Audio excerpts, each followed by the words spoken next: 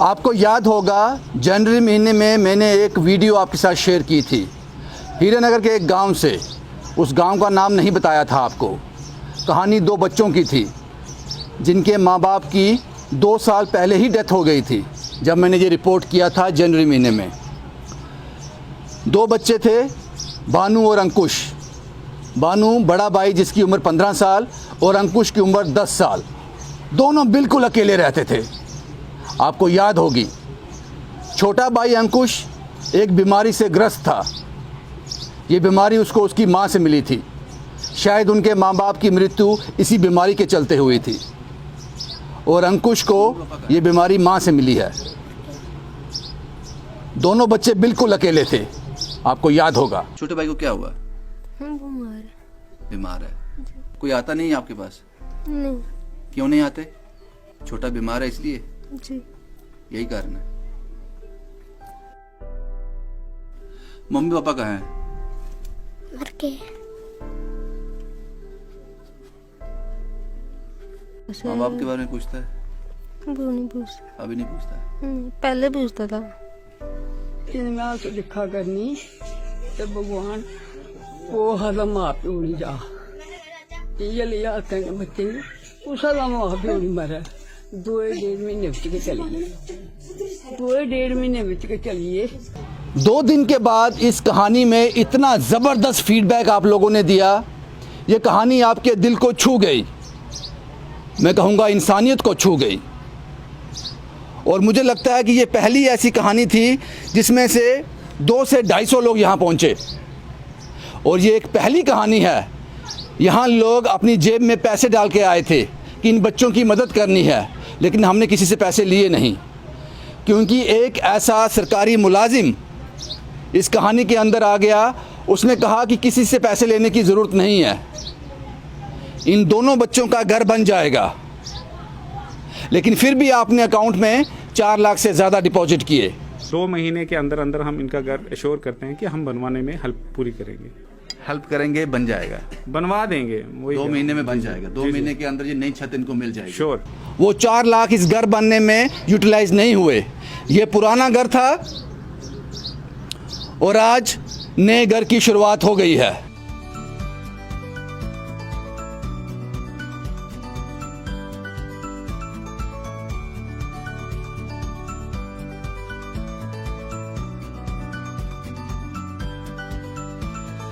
तुम खुश हो? बढ़िया मकान मैं है। बड़ी खुश हूँ मैं बड़ी खुश हूँ अच्छा बड़ी खुश हूँ। हमने कमिटमेंट तो 2 महीने की थी आपसे। सही। कितने दरवाजे खटखटाए आपने? बड़ी जगह जाना पड़ा। तो पहले तो जब आपसे कमिट किया था तब मैंने डीसी साहब से ही बात करी थी। आपको फिर मैंने हामी भरी थी उसमें कि हम कर लेंगे। डीसी साहब की तरफ से बड़ा अच्छा योगदान रहा हर लेवल पे। बच्चे खुश हैं? बच्चे बहुत ज़्यादा खुश हैं मेरे साथ। तो ये मतलब बात करते रहे, रेगुलर मेरे टच में रहते हैं। बट अब मसला यही था कि सोशल स्कीम्स के लिए मैंने कभी सोचा नहीं था कि ये सोशल वेलफेयर साहब कहीं घर बनाएंगे। हमें यही था कि छोटी मोटी स्कीम्स की कोई सुविधा मिल जाए, पेंशन का वो मिल जाए, वही चलेगा। घर बन गया आपका? बन गया। कुछ मदद भी हुई? जी।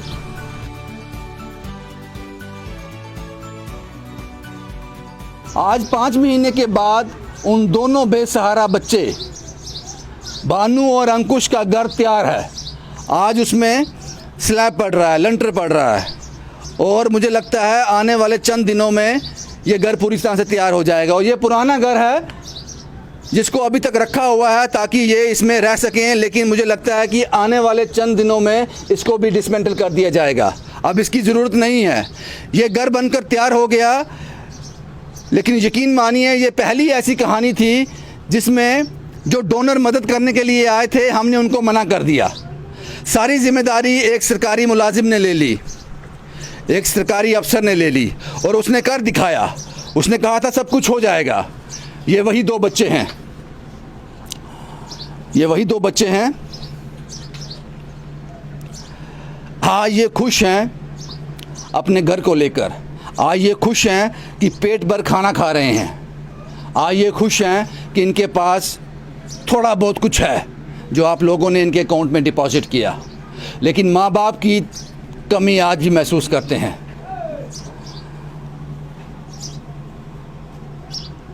भानु साहब ने मुझे बताया छोटा आज भी माँ को याद करता है। पहले डर जाता था जब बारिश आती थी, क्योंकि वो जानता था कि बारिश की चंद बूंदों के बाद अंदर पानी आ जाएगा। वो डर जाता था, लेकिन वो डर शायद अब ठीक हो जाए। घर बन गया आपका? बन गया कुछ मदद भी हुई? जी, हुई। अभी भी अकेले ही रहते हो? अभी भी अकेले, कोई रिश्तेदार आया नहीं सामने अभी भी? अभी भी नहीं। आप मुझे लगता है 1 साल तक अपनी बुआ जी के पास रहे थे शुरू में, जब आपके मम्मी पापा का डेथ हुआ था। तो उन्होंने क्या बोला फिर, क्यों आपको उन्होंने कहा कि अब आप जाओ अकेले अपने घर में रहो? कि इसको जब वो आ रही थी इसको, तो उनको बोल रहे मेरे बेटे की भी शादी नहीं हो रही है इसकी वजह से। तो फिर उन्होंने ऐसे 2-3 दिन के लिए घर पे भेजा। फिर उन्होंने बोला यहीं पर अब वापस आने की ज़रूरत नहीं है। तो अब आप दोनों बिल्कुल अकेले आज भी रहते हो? जी, तो खाना कौन, आप खुद बनाते हो? खुद बनाता हूँ। ये स्कूल जाता है? हाँ। कैसे स्कूल भेजते हो? क्या क्या तुम्हारा रूटीन क्या रहता है? सुबह तैयार करता हूँ उसको खाना बना के तैयार करता हूँ, स्कूल भेज देता हूँ और खुद स्कूल ले जाता हूँ। उसके बाद क्या बनाते हो सुबह खाना? सुबह फुल्का और सूखी सब्जी बनाता हूँ। वही बनाते हो? जी, तो कुछ अभी आप दुकान पे काम करते थे, अभी भी करते हो? अभी शाम को करता हूँ। कितने पैसे मिलते हैं वहाँ से? 4,000 रुपये मिलता है। 4,000। कुछ अकाउंट में पैसे डिपॉजिट हुए हैं आपके? हाँ, हुए कितने? 4.5 लाख। 4.5। वो खर्च तो नहीं किए? ना, वो अकाउंट में ही है? अकाउंट में। घर बन गया? जी, ये पूछता है कुछ अभी भी अपने माँ बाप के बारे में, बोलता है कुछ? पापा के बारे में नहीं, पर मम्मा के बारे में पूछता है। उसको उनको याद करता है। याद करता है? जी, अकेले डर नहीं लगता आपको? लगता है थोड़ा थोड़ा। रात को डर लगता है? जी, क्या करते हो फिर? दोनों एक दूसरे के साथ सो जाते हो? जी। कभी रोता है, जिद करता है, कुछ मांगता है? पहले मांगता था, अब नहीं। अब मांगता ही नहीं है? जी। कुछ मांगते हो भाई से? नहीं, कुछ नहीं मांगते? क्यों? क्यों नहीं मांगते हो? दवा खाते हो? दवाई खाते हो?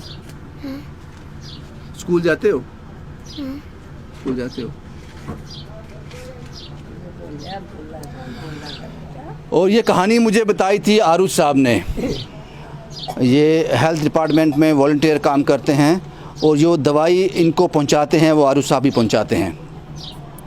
उसके बाद आपको याद होगा, मैंने एक यहीं इनके पड़ोसी हैं उस माँ से बात की थी। वो माँ रो पड़ी थी इन बच्चों का दर्द देखकर। उन्होंने कहा अगर इनकी मदद हो जाए तो इससे बड़ा कुछ नहीं हो सकता। आपका नाम क्या है? पुष्पा। पुष्पा जी, तुसी पिछली वीडियो तो मैं तुम्हें कवर किया था, तुम रोई पे है, बच्चे ही देखिए। कोई फर्क? रोज दिखदी पर कर दी के मैं करना गया दिखने तो मैं रोज करने की दिखदी ही, पर हूँ देखो भी चलो पेश नहीं किश भी चलती हूँ। इनके घर में चाह तो हुई आ, जो कुछ होना हो ही आ। मकान बनी है अंदर? हाँ, मकान बनी आ। अच्छा, मकान बनी आ, शैल होई आ, सब दिखा दे शैल होई आ। हाँ, थोड़ा सुकून मिला, दिल की थोड़ा तसल्ली हुई? हाँ, तसल्ली से आ गया। फिर देखो निक्के निक्के बच्चे बेचारे कुत्थे रौना खाने, उत्थे रौना। हाँ कुत्थे रौना। हाँ, ते तो होंदा गया भाई करिए वे बच्चे ने, चलो हुण बनी आ ते नहीं सारा मिल। हम समझ सकते हैं अगर इस समाज में रहना है तो आपको ये सब कुछ सोचना पड़ेगा। ये वो घर है, एक बार मैं आपको ये घर दिखा दूं। सोशल वेलफेयर डिपार्टमेंट के बड़े ही काबिल और होनहार ऑफिसर अब्दुल रहीम साहब, उस शख्स की जितनी तारीफ़ की जाए कम है। आपको याद होगा उस वीडियो में उन्होंने कहा था कि ये हो जाएगा, और जो लोग उस वक्त डोनर आए थे 150 से 200 का नंबर, उन्होंने कहा किसी से पैसे लेने की ज़रूरत नहीं है, ये हम खुद कर लेंगे, और इन्होंने कर दिया। ये एक रूम है इन बच्चों का, और ये दूसरा रूम। उसके बाद ये लिविंग एरिया है, किचन है, बरामदा है, एक कंप्लीट घर। उम्र लग जाती है घर बनाने में, और इन बच्चों के लिए ये सिर्फ एक ख्वाब था। इनके पास खाने के लिए कुछ नहीं था, और सबसे जो डरा देने वाली बात थी, दुख वाली बात थी, वो अकेले थे। वो आज भी अकेले हैं, वो आज भी अकेले हैं। लेकिन ये छत जो है ये उनका ज़रूर साथी बन जाएगी। अब ये वो शख्स हैं अब्दुल रहीम साहब। मेरे पास इनके लिए शब्द नहीं है। ये अगर घर बनकर तैयार है तो सबसे ज़्यादा श्रेय इन्हीं को जाता है। अब्दुल साहब, कितने एफर्ट, जनवरी में ये कहानी हमने लोगों तक पहुंचाई थी, उसके बाद आपने इंटरव्यून किया था, 4 महीनों में वक्त लगा। ये 4 महीने कैसे निकले, क्या एक्सरसाइज रही इसमें? कितने दरवाजे खटखटाए आपने? बड़ी जगह जाना पड़ा। तो पहले तो जब आपसे एक मिट किया था तब मैंने डीसी साहब से ही बात करी थी, आपको फिर मैंने हामी भरी थी उसमें कि हम कर लेंगे। डीसी साहब की तरफ से बड़ा अच्छा योगदान रहा हर लेवल पे। जो हमारे डीसी साहब राहुल यादव जी थे, जो ट्रांसफ़र हो गए हैं अभी रिसेंटली, तो उनकी तरफ से रेड क्रॉस से हमें सहायता मिली हर लेवल पे। जैसे हम जीएम इंडस्ट्रीज़ से उनसे सहायता मिली, जो अभी प्रेम सिंह जी हैं, मेरे वहाँ बैचमेट भी हैं संदीप जी, उनसे तो सीधा फ़ोन पे बात कर लेते थे, कोई दिक्कत नहीं होती थी, उनसे सहायता मिली। साथ में जितने भी इंडस्ट्रियल यूनिट्स हैं वहाँ पे, जैसे बालाजी पिगमेंट्स करके एक यूनिट है, चिनाब मशीनरी करके एक यूनिट है, वहाँ से सहायता मिली, चाहे वो खिड़की दरवाजे की शक्ल में हो, सरिये की शक्ल में हो। देवेंद्र वर्मा जी हैं जो वहाँ पे सत्यम सीमेंट के मालिक हैं, उनसे मदद मिली। हमारे बड़े ही होनहार यहाँ पे सोशल एक्टिविस्ट हैं, हमारे जो प्रेसिडेंट हैं ब्रिक लेन एसोसिएशन के कठुआ के मेहता साहब, वो हमारे साथ भी हैं, आज हमने उनको भी बुलाया है। प्लस हमारे यहाँ पे टिंकू जी हैं जो सीमेंट, यहाँ शर्मा सीमेंट करके इनका स्टोर भी है और डीलर हैं, बड़े अच्छे नामी ग्रामी सोशल एक्टिविस्ट भी हैं, वो भी हमारे साथ हैं। साथ में हमारे साथ एक सोशल एक्टिविस्ट और जुड़े हैं जो मेहता के साहब के साथ रहते हैं, उनको भी हमने साथ जोड़ा। प्लस हमारे सरपंचीज पंचीज जिनसे सहायता मिल सकती थी हमें, हमने सबको मोटिवेट किया और सबको मिला के ये घर बन गया इनका। तो पर ये कहूँगा कि खाली हम नहीं कर सकते, सोसाइटी एज ए होल जब चाहे किसी चीज़ को बदलना बदल सकती है, पर यह है कि स्टेप लेने की ज़रूरत होती है। माला में इकट्ठा आप लोगों ने किया, हालांकि ये आपका काम नहीं था, फिर भी आपने किया। चलो हमारा PMAY में इनका घर बनता है, गाइडलाइन है, कोई गरीब है जिसको घर नहीं है तो उसको प्रधानमंत्री आवास योजना है हमारी। पर ये बच्चे हैं, इनको ऑफिस में जाने में दिक्कत है, तो उसमें सर्वे में नाम होना चाहिए। अब सर्वे में इनका नाम था नहीं था, वो मुझे नहीं लगता होगा। गवर्नमेंट हमारी इतनी फ्रेंडली नहीं है, इतना ईजी काम नहीं होते ये हम जानते हैं। ऐसा नहीं है, किसी कारणवश कभी कोई रह जाए तो मैं आपकी मजबूरी समझ सकता हूँ रहीम साहब, मैं आपकी मजबूरी समझ सकता हूँ। आप खुल के नहीं बोल सकते, लेकिन हम खुल के बोल सकते हैं। लेकिन बहुत बहुत शुक्रिया रहीम साहब आपका, जो आपने कर दिखाया, जो आपने कहा था वो कर दिखाया। कुछ और लोग भी आप? जी, इसमें हमारे राहुल हंस जी हैं, यहाँ के सरपंच हैं चकनथल के। हमारे DDC चेयरमैन जो यहाँ के हैं हीरानगर के अभिनंदन जी, हमारे इंदू जी हैं BDC चेयरमैन, हमारे सरपंच राखुशारी के, उनकी तरफ से योगदान रहा। प्लस हमारे एक और सरपंच कांतू जी, उनकी तरफ से भी सहयोग रहेगा इसके लिए। बाकी जो भी जिसकी तरफ से जो सहयोग रह सकता है वो कर रहा है इसमें। तो हम ये है कि कोऑर्डिनेट कर रहे हैं उनके साथ, बता रहे हैं उनको कि इसमें आपने हेल्प करनी है, तो सारे बढ़ चढ़ के हिस्सा ले रहे हैं इसमें। ये नहीं कि सारे आ रहे हैं आगे। तो राहिल तो है ही है, फोर फ्रंट पे मेरे साथ रहा इस पूरे इस कार्य में। हम इकट्ठे जाते थे, जहाँ भी कोई हेल्प चाहिए होती किसी की, तो हम दोनों इकट्ठे चल पड़ते थे। हमने वो टाइम नहीं देखा कि कितने बजे। ये इम्बैलेंसिंग हुआ किसी के पास जाकर उसको बताना है कि जनाब हमें ये चाहिए, आप पता है अपने लिए नहीं मांग रहे हो, किसी के लिए मांग रहे हो, तो वो कभी वो भी रहा कि ये कैसे इनसे बात करेंगे, क्या कहेंगे इनको? देखिए, हर एक इंसान के अंदर दो किस्म की वो रहती हैं, मतलब विर्च्यूज़, एक अच्छी है एक बुरी है। तो बस हमने उस अच्छी विर्च्यू को उसके अंदर जगाया, तो सारे कमिट होते हैं कि कोई मिलता नहीं है, रास्ता नहीं मिलता। हर एक करना चाहता है आज के दौर में सहायता, पर आगे नहीं आ पाता, किसी कारणवश पता नहीं होता कहाँ पहुँचना है क्या है। तो हमने बस रास्ता दिखाया, सारे तैयार थे, तो घर बन गया, आज आपके सामने है। घर बन गया। बहुत बहुत शुक्रिया रहीम साहब, हमसे ये सारी डिटेल साझा करने के लिए। बहुत ज़रूरी हो जाता है कि जिन लोगों ने योगदान दिया उनको ये बताना ज़रूरी हो जाता है। अभी भी यहाँ पे अभी स्लैब का काम पूरा नहीं हुआ, चल रहा है। ये राहिल साहब हैं, पहले दिन से ही ये इस भानु और इस बच्चे के साथ जुड़े हुए हैं, इन बच्चों के साथ जुड़े हुए हैं। और इन्होंने ही मुझे पहली बार कहा था कि अब्दुल रहीम साहब ने बोला है कि अब ये हमारी ज़िम्मेदारी है। राहिल साहब किस तरह से रहे 4 महीने? भैया 4 महीने तो मैं बोलता हूँ कि ये अब दिन रात हमें रहता है कि किसी का अगर हमने प्रॉमिस किया है तो वो पूरा करना है, क्योंकि हम उसी के लिए जाने जाते हैं। प्रॉमिस जो कर दिया, भले कुछ भी हो जाए, आपको वो चीज़ करनी है। बच्चे खुश हैं? बच्चे बहुत ज़्यादा खुश हैं मेरे साथ, तो ये मतलब बात करते रहे, रेगुलर मेरे टच में रहते हैं। बट अब मसला यही था कि जब आपकी वीडियो चली तो हम लोग सिविल सोसाइटी पहले आती है, बट इस बार ऐसा हुआ कि जो कठुआ के सोशल वेलफेयर ऑफिसर थे, मैंने इनको एक बार कॉल की, क्योंकि अब रहता है कि इनको सोशल स्कीम्स के लिए मैंने कभी सोचा नहीं था कि ये सोशल वेलफेयर साहब कहीं घर बनाएंगे। हमें यही था कि छोटी मोटी स्कीम्स की कोई सुविधा मिल जाए, पेंशन का वो मिल जाए, वही चलेगा। बट इन्होंने जब ये स्टोरी सुनी मेरी पूरी, इन्होंने मुझे बुलाया ऑफिस में कि ऐसी सी बात है, हम अंडर CSR कुछ करेंगे। और उन्होंने बड़ी अच्छी एडवाइस करी मुझे भी कुछ सीखने को मिला इनसे कि हम ऐसे यूटिलाइज़ करेंगे, और मैं कहूँगा, कोशिश करूँगा कि इसका घर खड़ा करें। और जहाँ तक भैया के साथ रहा, पूरा कोऑर्डिनेशन पूरी थी, क्योंकि मैं भैया के साथ पर्सनली टच में था। जब ये मेहता साहब के पास भी डे 1 हम पहुँचे, तो जैसे हम पहुँचे तो मेहता साहब को बोला, भैया बात कर रहे थे कि ये यहाँ के ब्रिकलेन प्रेसिडेंट हैं। तो इन्होंने कुछ नहीं बोला, इन्होंने अपने मुंह से बोला 8,000 10,000 ईंट लगेगी, वो मैं दूंगा। तो मेरे को लगा कि चलो एक पड़ाव पार हो गया। अब सीमेंट का था, सीमेंट टिंकू भाई के पास गए हम, तो इन्होंने भी बड़े फ्लोर फ्रंट पे आके बोला कि यार राइल जी, भैया जी हम सीमेंट देंगे, आप टेंशन मत लो, आप सिर्फ कोऑर्डिनेट करो, हमें आगे बताओ देना क्या है। मतलब इतना हो रहा। देवेंद्र जी की ये तरफ से चुगाटे आई हैं, जो पिछली स्टोरी में भी आए थे। उन्होंने कहा था राइल जी मैंने कुछ ना कुछ करना है इनके लिए, तो उन्होंने अपनी तरफ से लकड़ी की चुगाटों का योगदान किया है। बस यही है कि हम चाहते हैं कि कुछ किसी का बन जाए कुछ। रानी साहब बहुत बहुत शुक्रिया। और रहीम साहब की मैं क्या बात करूं, जितनी मेरी कहानियाँ रहती हैं और जो भी सोशल वेलफेयर डिपार्टमेंट की तरफ से मदद रहती है, ये कहानी देखने के बाद खुद ही उस पर रिएक्ट कर देते हैं। मुझे लगता है कि एक ऑफिसर में ये काबिलियत तो होनी चाहिए। ये ब्रिकलेन एसोसिएशन के प्रेसिडेंट हैं कठुआ से। सर, आपसे 10-12 जितनी भी ईंट यहाँ लगी वो आपने दी, क्यों आपको लगा कि यहाँ मुझे ईंट देनी चाहिए? वो फ्री में, कोई पैसा तो लेना नहीं है, तो क्यों आपको ये लगा? बात ये है, रहीम और राहुल ये एक ऐसी जोड़ी है कि जब भी हम इनके पास गए थे, इन्होंने मुझे कोई बुलाया नहीं, मैं ऐसे गया था, तो ये आपस में बातें कर रहे थे।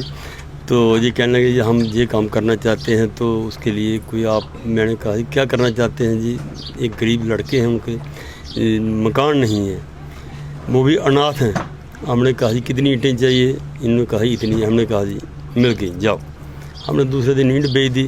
चलो, इसमें हमें एक खुशी यही होती है कि ईंटें तो अब गौशाला बनी कठुआ में, कहीं और कुछ बनता रहता है, तो हम सपोर्ट देते रहते हैं। हमें उसमें खुशी होती है कि हम इतना बड़ा काम कर रहे हैं, तो हमें क्या फ़र्क पड़ता है छोटा छोटा, अगर हम दान देते रहेंगे तो। आपके लिए छोटा है, लेकिन इनके लिए पूरी नहीं, जिंदगी निकलेगी। चलो बड़ी अच्छी बात है। हमने तो अभी देखा, ये दोनों बच्चे देखे, हमें तो बड़ा खुशी मिला है, इतना मन खुश हुआ कि सुकून मिला मन बहुत ही। तो भगवान करे कि ये घर हमेशा बना रहे, आप लोगों को हमेशा भगवान तरक्की दे, आपके बच्चों को अच्छी तबीयत दे, जिस सोच के आप मालिक हो। आपका नाम क्या है साहब? टिंकू शर्मा। टिंकू जी, आपने किस तरह से मदद की यहाँ पे? सर, मैंने सीमेंट दिया हुआ है।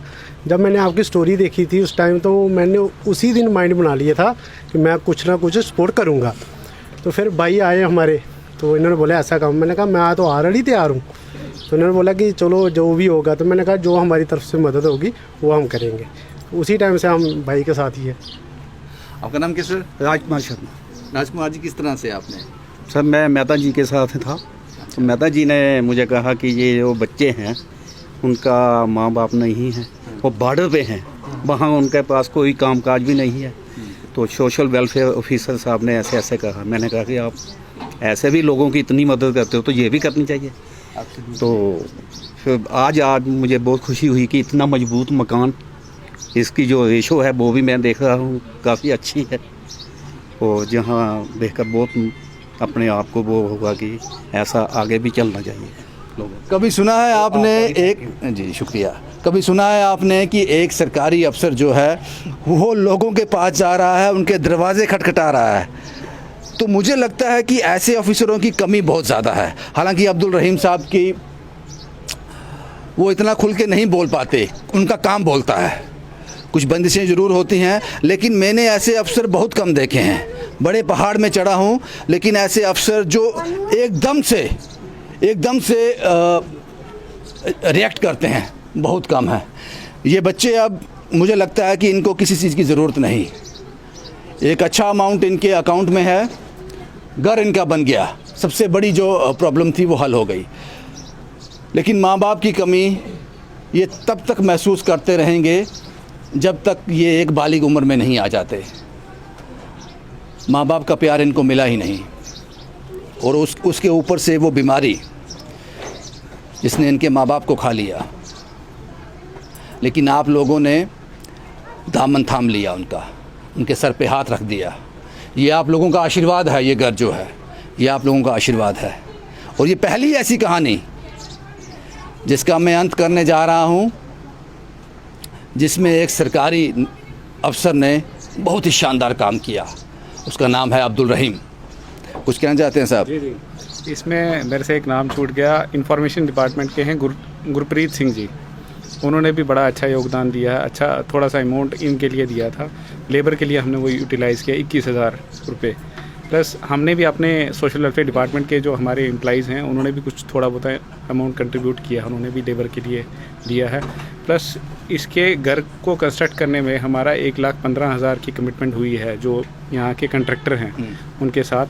जो कंट्रीब्यूशन हमारे पास लेबर का इकट्ठा हुआ था, थोड़ा बहुत हमारा बच्चों के अमाउंट से भी थोड़ा यूटिलाइज़ करेंगे अगर हमारे पास कोई कमी पड़ी तो। आज जाके हमारा 1,15,000 20,000 में ये मकान तैयार हो जाएगा।